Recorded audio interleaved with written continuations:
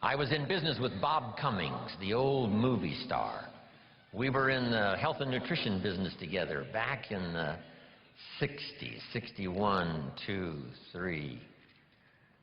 Bob had an interesting saying. Here's what he said: "I'll take care of me for you. Will you please take care of you for me?" So the first challenge in life is to take care of yourself. It is to survive.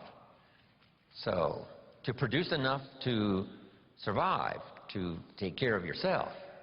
But now what's next? Well, all alone, it's a lonely life. So let's say the man now chooses a partner. Now he must figure out how to produce enough for himself and his spouse, his wife, his partner. Someone says, well, why do that? Why not just take care of yourself? And the answer is, it's a very small life. It's a very limited life. We wouldn't call it flourishing. We wouldn't call it abundant. Just taking care of yourself. That is the first rule, but that's only the beginning. So the man gets married. Now he must produce enough for himself and for his wife. And here's the key phrase to make a note of: to live the higher life. A life of togetherness. The storyteller says, it seems even God didn't want to be alone. He created all of these angels. Right? So, to join with someone, now you must produce enough for yourself, for your partner. Now, is that it? And the answer is no. How about children? Let us have children. That's a unique experience. So now if the man has a wife and now he has children, here's the challenge: to produce enough for himself and his family. Now someone says, well, why take on all of that?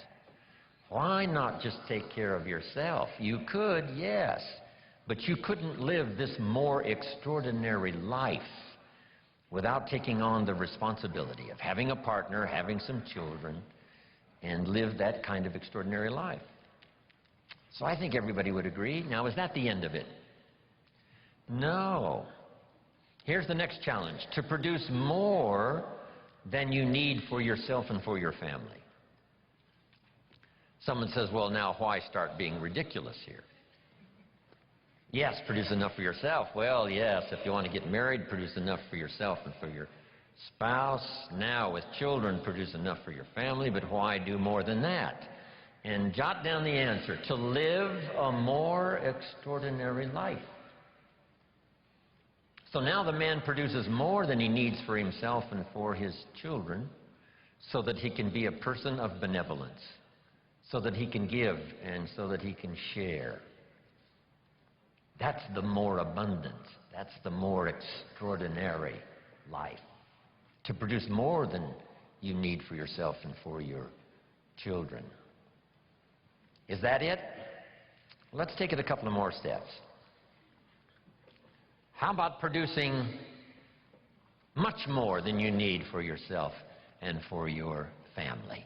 Someone says, well, now you're off the scale. I mean, why work that hard? Why go that far? Why produce that much? Some would say, just take care of yourself. Some would say, just, get a partner and that's it, and then children and that's it.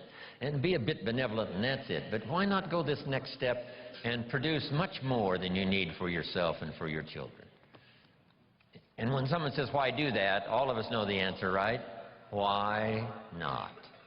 If you've got the talent and the skill and the opportunity, why not put all of that together and see if you couldn't produce much more than you need for yourself and for your family?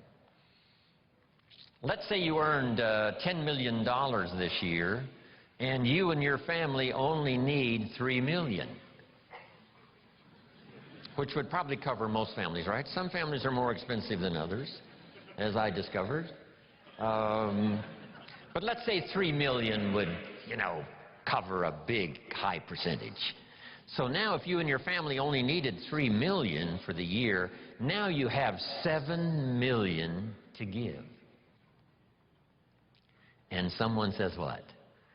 Why do that? And the obvious answer is what? Why not? If you've got the talent and the skill and the time and the opportunity and the occasion and all this stuff comes together, why not? Let's go one more. How about producing far more than you need for yourself and for your family? And live the far more life. We've heard the story of Andrew Carnegie, right? Andrew Carnegie said this. He built the big steel industry back in the 20s here in America. Here was Andrew Carnegie's goal.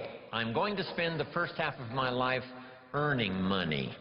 I'm going to spend the last half of my life giving it all away.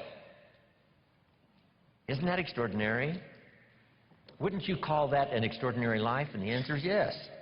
He got so excited by that goal that the first half of his life, he earned $400 million, which back then was a lot of money.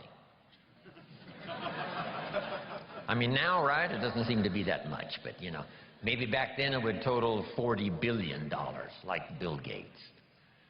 So $40 billion he earned the first half of his life. Guess what he did with the last half of his life? He gave it all away.